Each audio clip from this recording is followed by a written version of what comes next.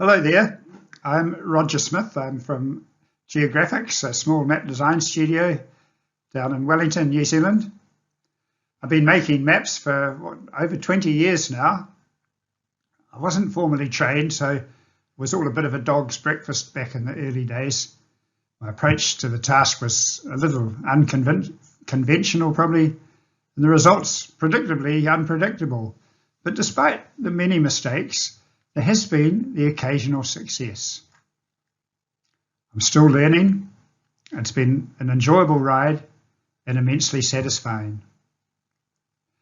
I realised when preparing for today that my take on making maps isn't going to fit into a 10-minute time slot.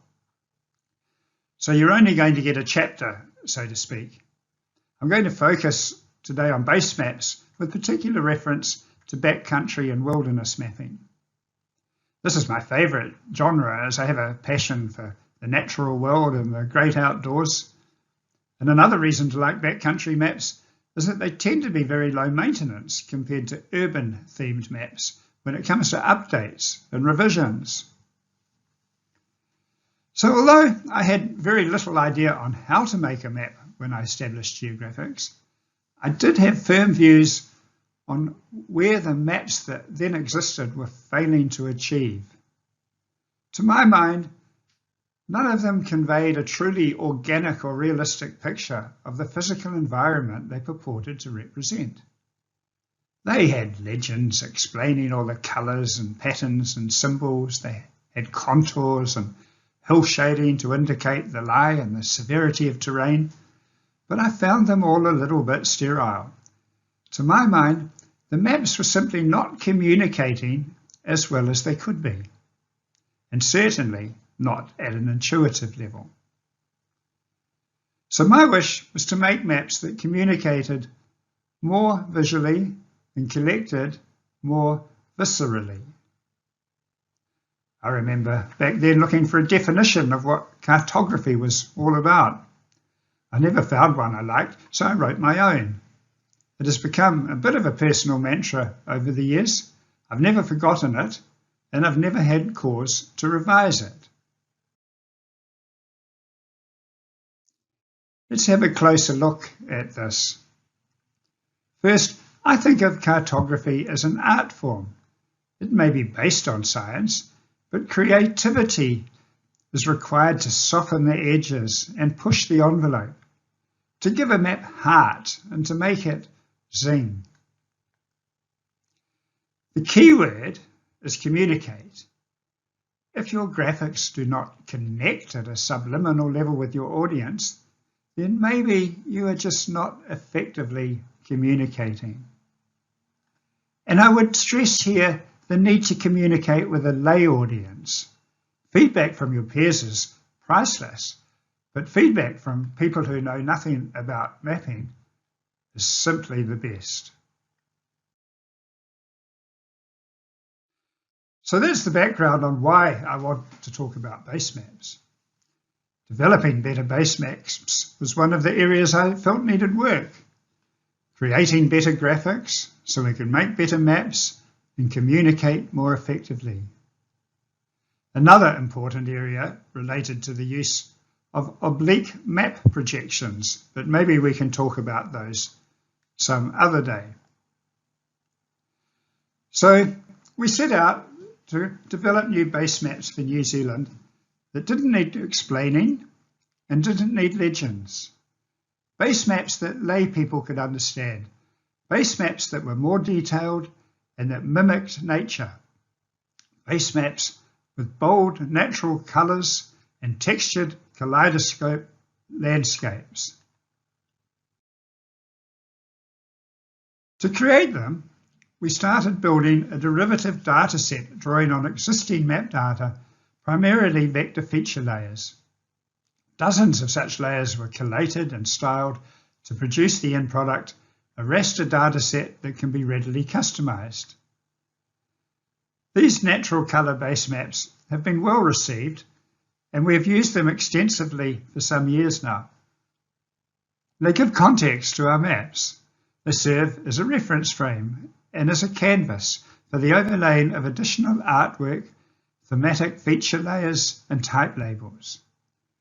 We also use them to drape over terrain files and dynamic 3D map applications. This slide is an oblique perspective view looking up the spine of the South Island.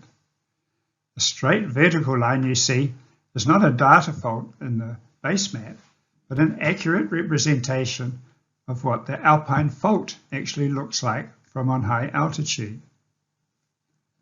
Now, many people assume these base maps are satellite images. They are not. In fact, they offer several advantages over aerial or satellite photography, mainly because we can control the delivery of content to avoid unwanted clutter and highlight the features we feel are important.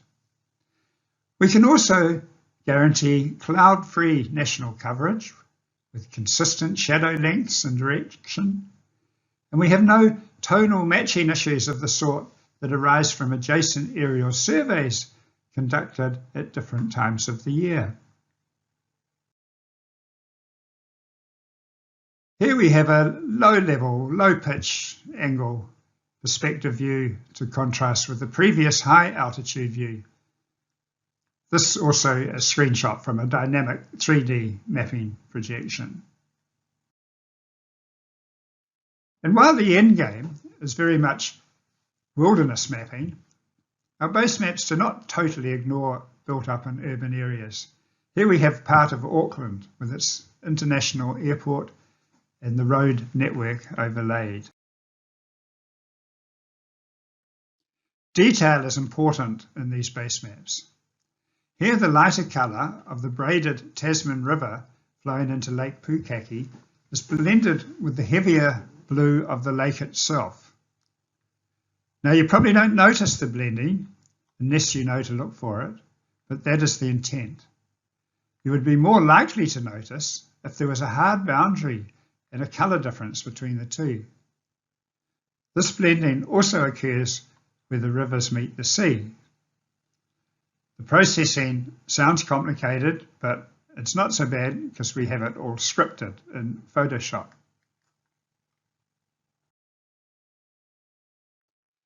We also built in functionality so we can dial up a snowstorm down to any altitude we like at any time we like.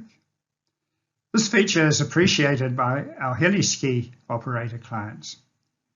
I have to confess it's not quite as sophisticated as I would like because it doesn't account for the heavier snow we tend to get on our southerly facing slopes. And now we have an example showing part of a completed plan view map of the Olivine Wilderness Area in Mount Aspiring National Park. I've often wondered why more people don't experiment with natural colour base maps, and I suspect the main reason is that the bold colours pose a challenge for the legibility of overlying type labels. They also leave limited options for colouring line work and symbols. We've done a bit of research in this area and we've identified a few colours and techniques we think work well. Yellow is our favourite, the colour that contrasts best with the multitude of base map colours here. Other colours appropriate for line work in particular are light orange and lime green. The type labels, as you can see, are generally reversed out, although conventional black type does work okay above the snow line. I also apply a contrasting black background to help lift the labels. I personally have a bit of an aversion to hard-edged halos, but I find a soft-edged drop shadow directly beneath the label works well, as does a soft-edge halo. The key here is to lift the labels in a way that improves legibility without it being obvious. Some subtlety is required, but when you do find a formula that works, you can always save it as a graphic style for use on a bulk selection. More type labels here. This time we're up in the Nelson Lakes National Park. I like to keep symbols to a minimum, and I prefer symbols that are designed to look like what they are trying to represent. Most bright colours seem to work okay with the hut symbol seen here.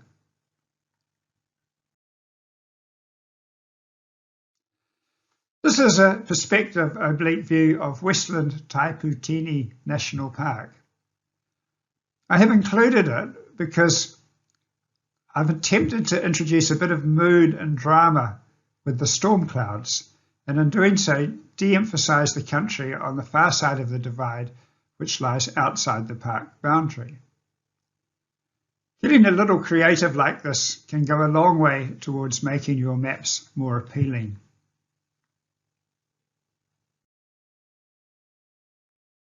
And my last slide. This is a zoomed-in view of part of my Milford track map, which is one of the few I've designed for use in the field. It's printed on waterproof rockstock paper made out of 100% minerals. Here you can see grid lines at 1 kilometre spacing and also overlaid contours which are generated directly from the terrain model which was used to create the hill shading. This slide also shows well the texturing that we've applied to areas of bush and forest. I would encourage those of you who are interested to experiment with natural colour-based maps. They've certainly worked well for Geographx. They do take some work to pull together, but once you have them, they fit nicely into an Illustrator map publisher workflow. Now, I'm a big fan and a long-time user of Adobe Illustrator and Avenza map publisher. Together, they provide me with all the tools I'm ever likely to need for static mapping. As already mentioned, I'm still learning new tricks and I still haven't managed to explore everything they have to offer. Thank you for your time.